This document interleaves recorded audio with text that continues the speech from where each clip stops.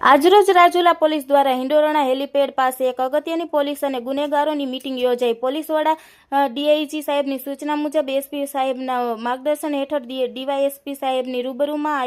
આયોજન કરવામાં આવ્યું, જેમાં અલગ અલગ ગુનામાં સંડોવાયેલા જે લોકો કોર્ટ કચેરીના ધક્કા ખાઈ રહ્યા છે અથવા છૂટી ગયા છે અને વારે વારે પોલીસ દ્વારા એમને સમજાવવામાં આવતા હોય એ હેતુથી આજે ગુસ્તી ટોક, મારામારી, જુગાર, દારૂ જેવા અલગ અલગ ગુનાઓ સાથે સંકળાયેલા લોકોને બોલાવીને એક શાંતિનો સંદેશો આપવામાં આવ્યો હતો, જેમાં ડીવાયએસપી ગોરડિયા સાહેબ દ્વારા સમજાવવામાં આવ્યું હતું અત્યાર સુધી જે થયું તે, પરંતુ હવે પછી ગુનાહિત પ્રવૃત્તિ ન થાય, આપનો પરિવાર સુખ શાંતિથી રહે, આપના બાળકોનું ભવિષ્ય આગળ કેવી રીતે વધે, શિક્ષણ તરફ આગળ કેવી રીતે જવાય, દેશમાં શાંતિ જળવાઈ રહે એવો સંદેશ આપ્યો હતો. નહીંતર પોલીસની કામગીરી કરી રહી છે અને કરશે, પરંતુ અવારનવાર આવી બાબતો ન બને તેની ખાસ કાળજી રાખશો.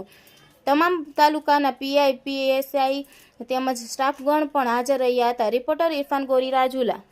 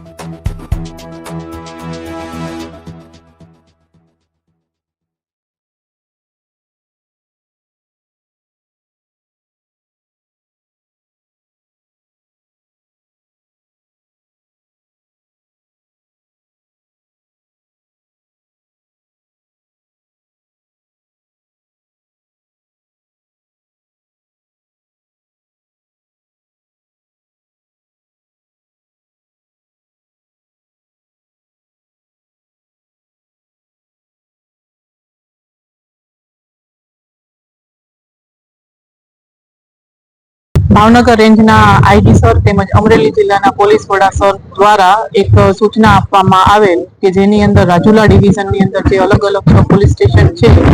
એના લિસ્ટેડ પ્રોહિબિશનના બુટલેગરો તેમજ જાણીતા જુગારીઓ તેમજ જેના ઉપર પાસા થયેલી હોય, ફરી થયેલી હોય, આરોપીઓની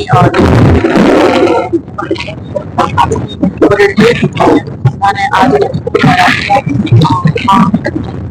હાજરી પરેડ લેવામાં આવી તેમજ પોલીસ સ્ટેશનના આશરે 150 જેટલા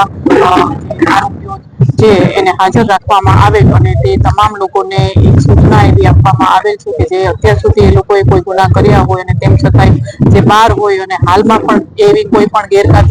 ગેરકાયદેસર પ્રવૃત્તિઓમાં એ લોકો હોય તો